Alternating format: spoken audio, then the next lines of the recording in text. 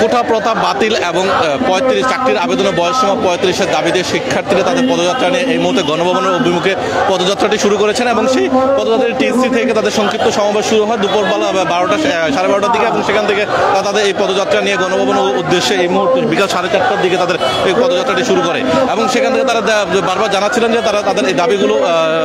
প্রধানমন্ত্রীর কাছে উপস্থাপন করার জন্য তাদের এই পদযাত্রাটি এবং সেখানে শিক্ষার্থীরা চাকরির প্রত্যাশী এবং কোটা সংস্কারের যে রায় দিয়েছে সেই রায়ের বিষয়ে হচ্ছে তাদের এই দাবিগুলো আন্দোলনটা নিয়ে হচ্ছে তারা শাহবাগের দিকে অগ্রসর হচ্ছে এবং তারা এই মুহূর্তে তাদের যে আন্দোলন কর্মসূচি নিয়ে এবং এই মুহূর্তে তারা কিন্তু ইতিমধ্যে শাহবাগের থানার সামনে এসে উপস্থিত হয়েছে এবং সেখানে আমরা দেখছিলাম যে পুলিশের সাথে তাদের একটি এই মুহূর্তে মুখোমুখি অবস্থান তৈরি হয়েছে এবং তারা তাদের এই দাবি আদায়ের লক্ষ্যেই কিন্তু শিক্ষার্থীরা তাদের পদযাত্রা নিয়ে অভিমুখে এখানে উপস্থিত হয়েছে এবং আমরা দেখছিলাম যে শিক্ষার্থীরা যারা এখানে কিন্তু আন্দোলন কর্মসূচি চালিয়ে যাচ্ছে এবং তারা তাদের এই আন্দোলন কর্মসূচি চালিয়ে যাবে এবং গণভবনের উদ্দেশ্যে তাদের এই যে পদযাত্রাটি নিয়ে কিন্তু তারা এগিয়ে যাবে এবং এখানে আমরা দেখছিলাম যে পুলিশের মুখোমুখি অবস্থান হয়েছে এবং পুলিশে তাদের এই পদযাত্রাটি শাহবাগ মোড়ে আসার পরপরই কিন্তু একটি বাধা সৃষ্টি করেছে এবং তাদের সঙ্গে কথা বলছে আমরা দেখি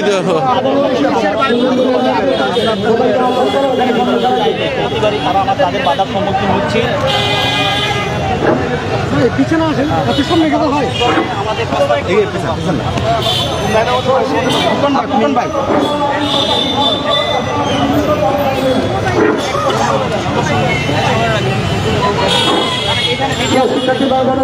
এবং এই মুহূর্তে দর্শক আমরা দেখছিলাম যে যারা শিক্ষার্থী তারা টিএসসি থেকে গণভবন উদ্দেশ্যে যে পদযাত্রা নিয়ে এগিয়ে যাচ্ছিল এবং শাহবাগ মোড়ে আসার আগে অর্থাৎ শাহবাগ থানার সামনে জাতীয় জাদুঘরের সামনে যে অবস্থিত একটি ব্যারিকেড তৈরি করেছে এবং সেখানে কিন্তু পুলিশ তাদের এই মিছিলকে বিক্ষোভ মিছিলকে হচ্ছে পদযাত্রাটিকে হচ্ছে বাধার সম্মুখীন করেছে এবং বাধার মুখোমুখি অবস্থান রয়েছে এবং তারা তাদের বিষয় নিয়ে কথা বলছেন এবং আমরা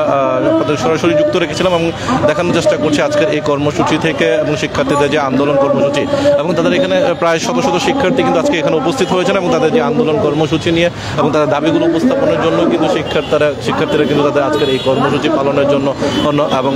গণভবনের উদ্দেশ্য তাদের অভিমুখে তাদের যে পদযাত্রা এবং সেই পদযাত্রাটি নিয়ে তারা যখন শাহবাগ মোড়ে অবস্থান করে এবং সেখান থেকে পুলিশের একটি বাধার সম্মুখীন হয় এবং সেখানে শিক্ষার্থী এবং পুলিশের মধ্যে এই মুহূর্তে কথা বলছেন এবং তারা জানার চেষ্টা করছেন এবং পুলিশের পক্ষ থেকে বলা হচ্ছে তাদের এই মিছিলটি বিশ্ববিদ্যালয়ের দিকে ফিরে যেতে এবং শিক্ষার্থীরা বলছে তারা তাদের মিছিলটি নিয়ে হচ্ছে গণভবনের দিকে এগিয়ে যাবে এবং আমরা একটু কথা বলার চেষ্টা করব এবং শিক্ষার্থী এবং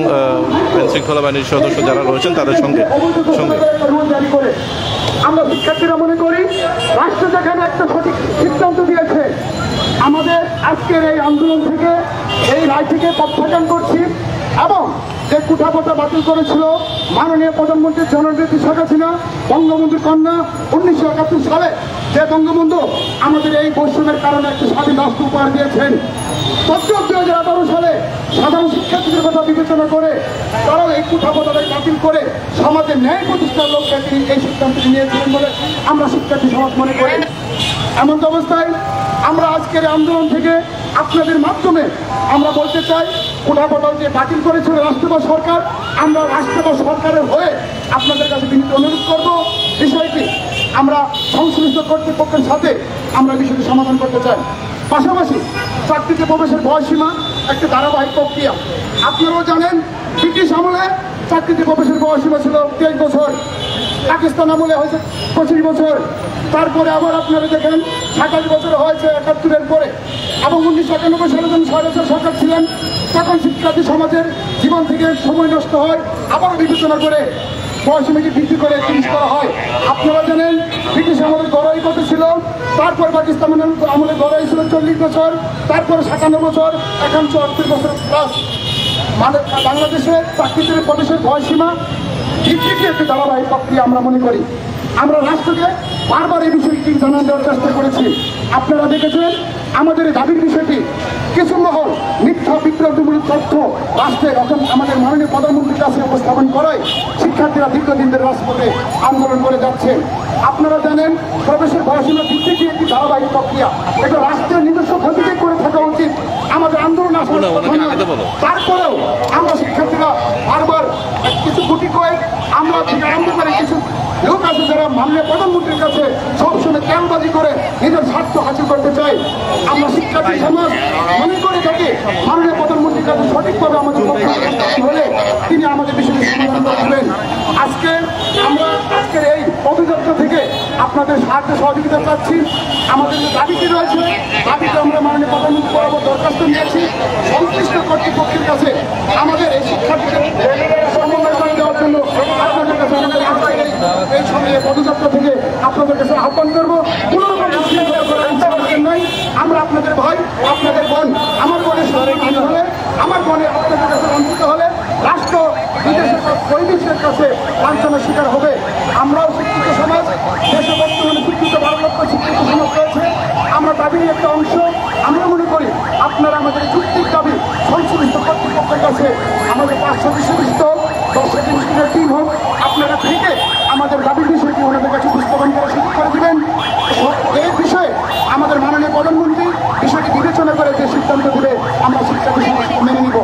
আমরা কোনো জায়গা চাই না, আপনাদের কষ্ট দিতে চাই না। বারবার আসলে আমাদেরও খারাপ লাগে। আমরা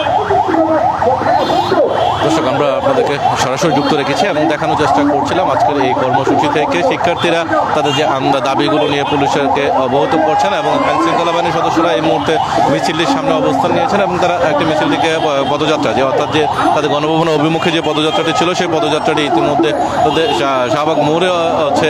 বাধা সৃষ্টি করেছে এবং সেখানে থামিয়ে দেওয়া হয়েছে এবং সেখানে পুরো এলাকাটিতে কিন্তু একটি ব্রেকেট তৈরি করা হয়েছে এবং আমরা যদি আপনাদেরকে একটু দেখাই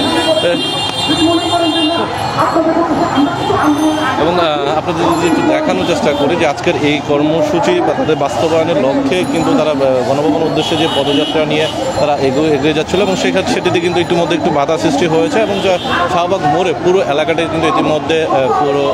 ব্রেকেট তৈরি করা হয়েছে এবং যারা পুলিশ সদস্য রয়েছেন তারাও কিন্তু সব ধরনের প্রস্তুতি গ্রহণ করেছেন এবং পুলিশের পক্ষ থেকে আইন শৃঙ্খলা বাহিনীর পক্ষ থেকে তাদেরকে বলা হয়েছে যে কোনোভাবে হচ্ছে তাদেরকে মিছিল নিয়ে যাওয়া যাবে না। তাদের একটি প্রতিনিধি টিম হচ্ছে ঊর্ধ্বতন কর্তৃপক্ষের সঙ্গে যোগাযোগ করে যেন তারা তাদের স্মারকলিপিটি জমা দেয় এবং প্রধানমন্ত্রীর কাছে আবেদনটি জমা দেয় এবং এখানে আমরা দেখছিলাম যে পুরো শাহবাগ এলাকাটি কিন্তু ইতিমধ্যে একেবারে একটি ব্রেকেট সৃষ্টি করেছে এবং যেটি কোনোভাবে তাদেরকে শাহবাগ অভিমুখে শাহবাগ থেকে তাদেরকে পার হতে দেওয়া হবে না এমনটাই হচ্ছে বলা হয়েছে আইন শৃঙ্খলা বাহিনীর সদস্যদের পক্ষ থেকে এবং শিক্ষার্থীরা কিন্তু ইতিমধ্যে সেই বিষয়টিকে তারা অবগত করেছেন এবং তারা বারবার বলছিলেন যে শিক্ষার্থীরা যদি তাদেরকে যেতে না দেওয়া হয় তারা এখানে রাস্তায় অবস্থান নেবেন এবং আমরা দেখছিলাম যে পিছনের দিকে বেশ কিছু পিছনের দিকে কিছু শিক্ষার্থী তারা কিন্তু ইতিমধ্যে এখানে কিন্তু অলরেডি অবস্থান নিয়েছে এবং তারা কিন্তু বসে পড়েছে অর্থাৎ তারা তাদের এই কর্মসূচি আজকে সমর্থন দিয়ে এবং তারা তাদের প্রধানমন্ত্রীর সঙ্গে দেখা করে তাদের যে দাবিটি আদায় হওয়া পর্যন্ত তারা এখানে উঠবেন না এবং সেখানে শিক্ষার্থীরা কিন্তু ইতিমধ্যে এখানে বসে পড়েছেন অর্থাৎ এখানে বলা চলে যে সাধারণ শিক্ষার্থী এবং যারা রয়েছেন এবং অন্যান্য শিক্ষার্থীরা যারা রয়েছেন তারা কিন্তু ইতিমধ্যে এখানে বসে পড়েছেন এবং তাদের প্রশ্ন একটাই, সেটা হচ্ছে তারা যাবেন এবং তারা প্রধানমন্ত্রীর সঙ্গে সাক্ষাৎ করবেন এবং সেখানে তারা তার দাবি উপস্থাপন করবেন। তবে আইন শৃঙ্খলা বাহিনীর সদস্যরা কিন্তু ইতিমধ্যে একটি ব্রেকেট তৈরি করেছেন। এই ব্রেকেটের কারণে কিন্তু শিক্ষার্থীরা একটি বাধার সম্মুখীন হয়েছে এবং সেই বাধার সম্মুখীনের কারণে কিন্তু শিক্ষার্থী কিন্তু এখানে কিন্তু তারা অলরেডি বসে পড়েছে এবং তাদের হাতে আছে কিন্তু শিক্ষার্থীরা আছে যে 30-এর থেকে মুক্তি চায়, বয়স সীমা 35 চায় এবং এখানে চাকরি চায় না, যোগ্যতার প্রমাণ চায়। এই ধরনের অনেক শিক্ষার্থীরা তাদের কর্মসূচি নিয়ে কিন্তু ইতিমধ্যে তারা অলরেডি বসে পড়েছে। অর্থাৎ এইভাবেই কিন্তু তাদের আন্দোলন কর্মসূচি তারা চালিয়ে যাবে এমনটা জানিয়েছে। জনপ্রশাসন মন্ত্রী বরাবর আমরা লিখেছি আমাদের চিঠিতে দেশের